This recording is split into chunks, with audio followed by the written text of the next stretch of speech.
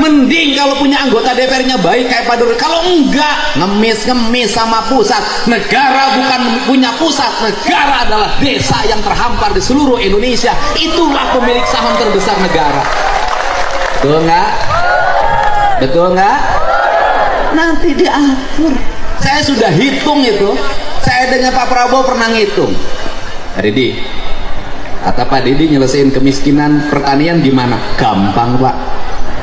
Bagaimana? Satu, pupuk jangan dibikin susah-susah.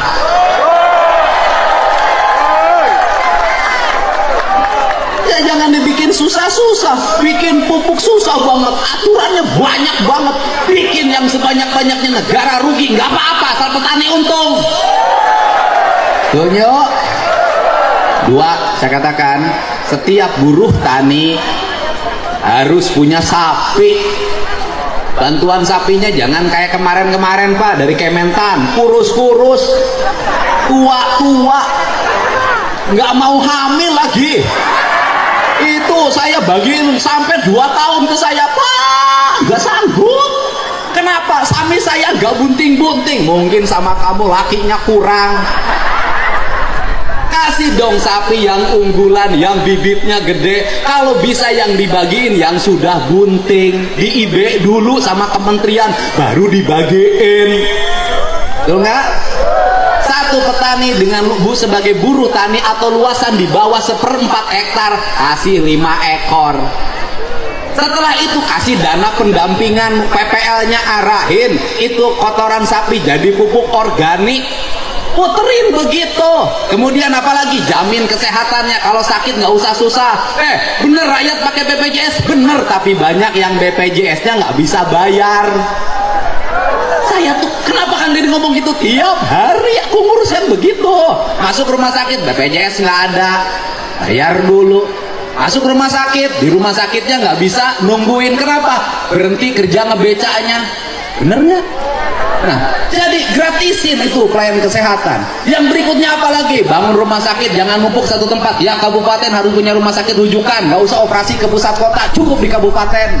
Turunin dokter-dokter terbaik di situ. Kemudian siapkan subsidi untuk apa? Kalau orang sakit, keluarganya harus disubsidi. Kenapa kan dia ngomong gitu? Suaminya sakit, bininya nungguin. Yang nyari duit siapa? Saya ngalamin, saya pernah punya kebijakan. Kalau keluarganya sakit, yang nungguinnya saya kasih uang saku 100.000 per hari. Bisa negara?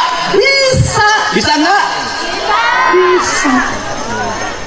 Sekolah, bikin perguruan tinggi udah dirancang oleh Pak Prabowo kan sekarang. Sudah ada politeknik di NTT. Nanti terus begitu. Nah, kemudian kalau itu dilakukan, kemiskinan selesai. Orang miskin karena sakit, rumah sakitnya mahal. Benar gak? Orang kaya penghasilan 20 juta kena cuci darah jadi miskin. Benar gak?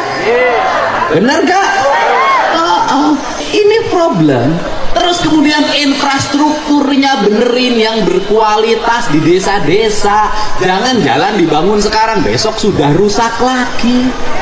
Bangun irigasi yang bener, jangan bilang 60 cm, dibangunnya 30 cm, diakal-akalin. Ini benerin semua.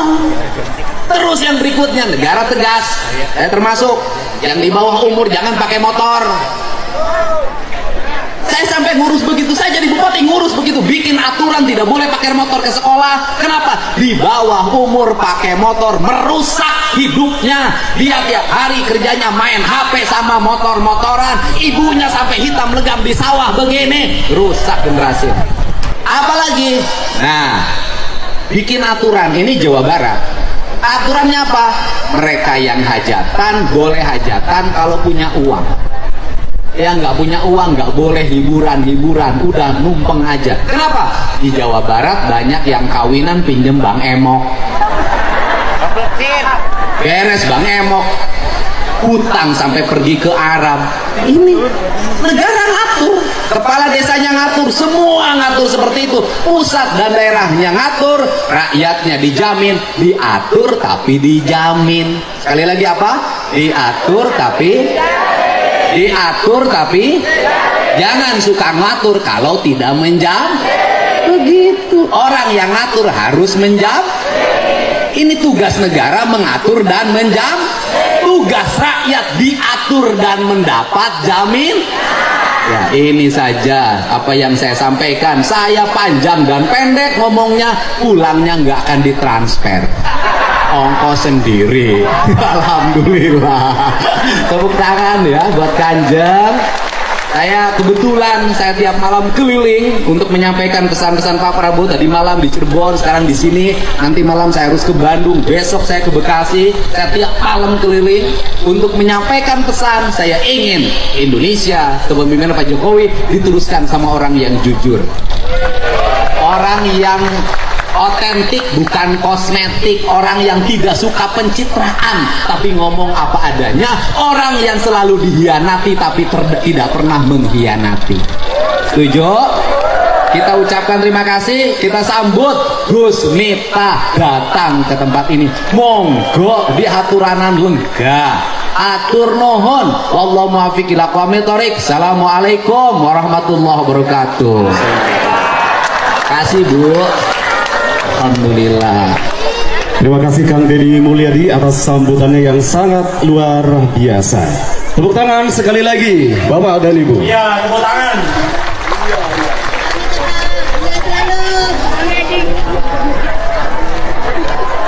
Baik hadirin yang berbahagia, beberapa saat lagi kita akan memasuki acara inti, yaitu pengajian yang akan disampaikan oleh Gus Miftah, pengasuh Pondok Pesantren Ora Aji Yogyakarta.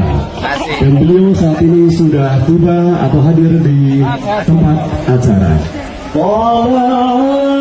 Kepada hadirin